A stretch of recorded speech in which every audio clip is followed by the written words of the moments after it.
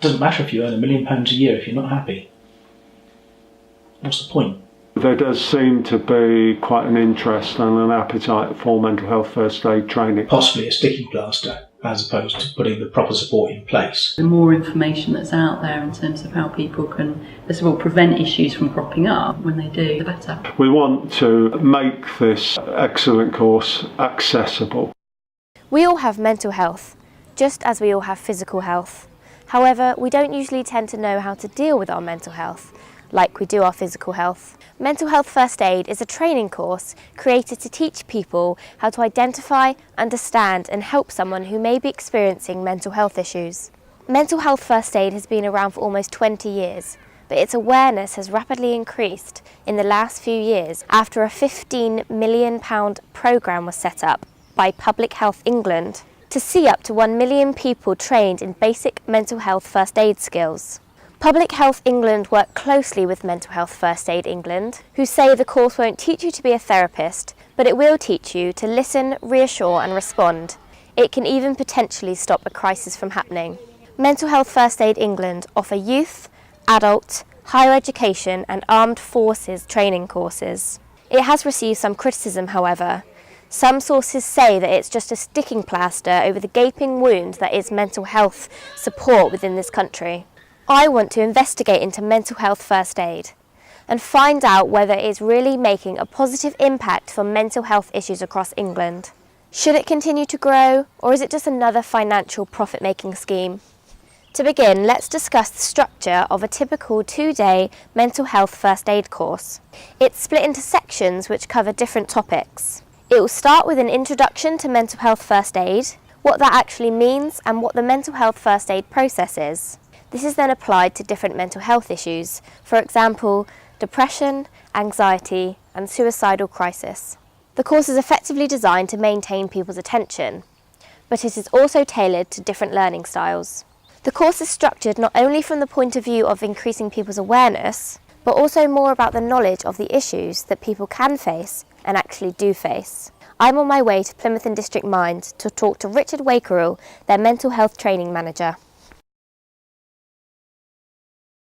I don't feel that there's been one mental health first aid course I've ever delivered which has been a waste of time. In the vast majority of cases it has been a great course. It's not just mental health first aid that has raised in prominence. Mental health as an issue has burst forth really onto the national agenda. Now that has great consequences for mental health first aid. Mind nationally is well known to commerce for providing timely, relevant, cost-effective training. I've actually on one occasion was asked to go up country through National Mind and deliver to members of a police federation. I've done quite a lot of mental health first aid training across the two main universities here in Plymouth. When you look at the people coming through, there are actually quite a lot. I think as the prominence has risen, so people are beginning to think, is this something that's relevant to us? The reality is, I think when you look at the budgets of a lot of small to medium enterprises and maybe charities,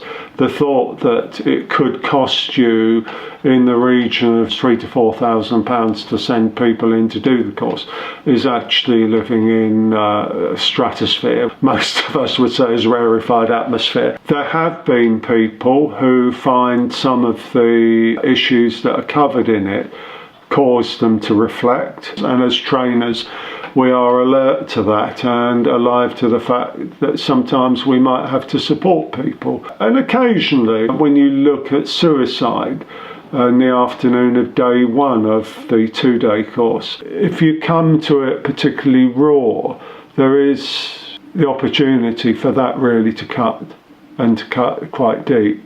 It's opened my eyes as far as how many people are challenged. It's given me the mechanics of certain conditions in mental health. There's an awareness. People are always very concerned about physical health and they neglect their mental health. I have been trained, and it is my philosophy not to jump in the murky pool with them, but to be able to help them out of the murky pool. So empathy rather than sympathy. The risk is becoming sympathetic, agreeing with their challenges and not being able to help them. There will be circumstances where it will affect me, if there are things like children which will particularly affect me, but generally I can deal with that pressure. I thrive on that pressure, to be perfectly honest. Anything that advances the help for people with issues has got to be a good thing. I still think that people will become more aware and become more mainstream, that it should be in schools. People should be aware. Children should be aware of the risks and the pressures that they're under. Nobody that's ever come to me before has actually identified their true challenge. There have been times when I've gone away and got second opinions for clients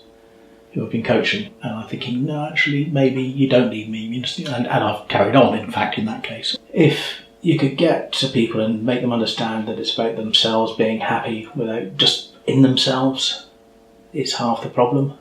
Once you're happy, then the people around you can be happy.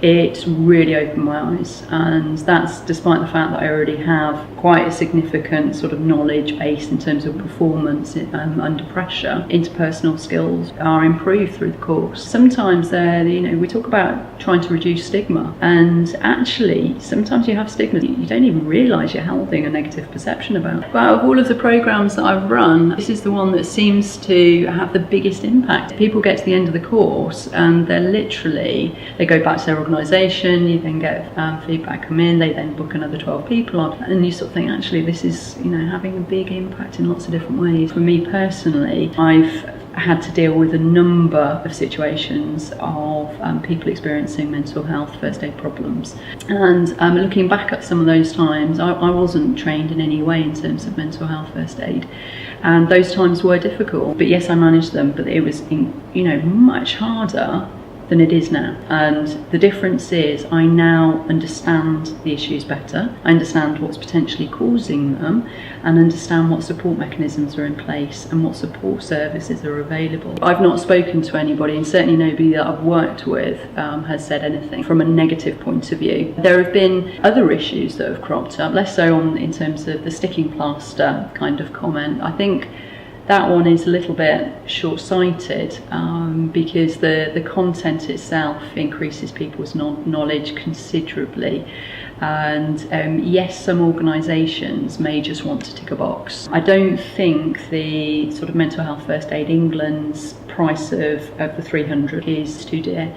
The materials are very well researched and very well produced, and the course itself is of that value, if not more. The recognition of mental health generally has increased hugely.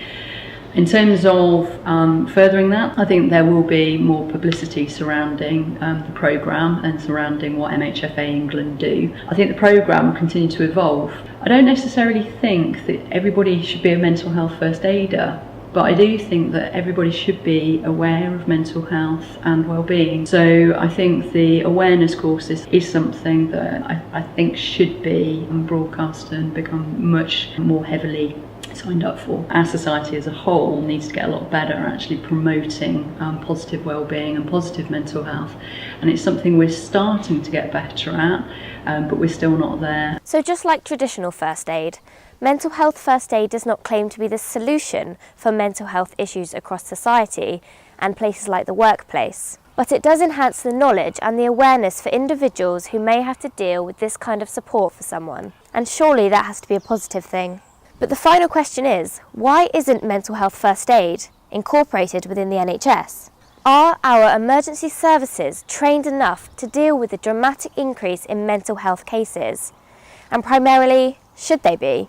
The police are picking up an awful lot. Paramedics are picking up an awful lot, and they're not trained to do it. We've got to look at finding the way to put people who are equipped to deal with crisis in the front line, out of office hours, so that these otherwise wonderful people working for our police and the paramedics are not expected to be magicians and pull off conjuring tricks which they're actually not trained for. Great believer in the NHS and the philosophy of the NHS, which is care at point zero for everybody, free care. The problem is that we do not have the investment in the NHS to enable people to get the proper care. My challenge is that the mental health first aiders will become more than the sticking plaster. They will start becoming looked at as the solution when they're definitely not. It's really important that the emergency services feel competent to deal with different situations that they may encounter. Developing their skills to be able to deal with the emotional and psychological aspects further would be most beneficial, and mental health first aid should be incorporated as part of their training and CPD opportunities for them. A recent example of that is somebody that came on a course recently who had to spend 24 hours dealing with somebody who had bipolar, who was having a manic episode, and they found that quite challenging, but they'd done the course, and they said quite explicitly, I would not have known what to do, who to call, how to handle it at all if I hadn't done the course. So these people are already very, they're very highly trained, highly qualified people I've got a huge amount of respect for. It's just a case of just enhancing skills further. It's examples like that that really say to me this is something that is having quite a major impact. Within a survey asking participants what had changed within their workplace as a result of mental health first aid training, 60% felt more comfortable to disclose their own mental health issues. 64% reported a decrease in the stigmas surrounding mental health. 87% said more mental health conversations were happening at work, and 91% said there had been an increased understanding of mental health issues. So mental health first aid is still in its primary stages. It has room to improve and time to develop, and hopefully become made more aware of in a lot more households throughout the UK.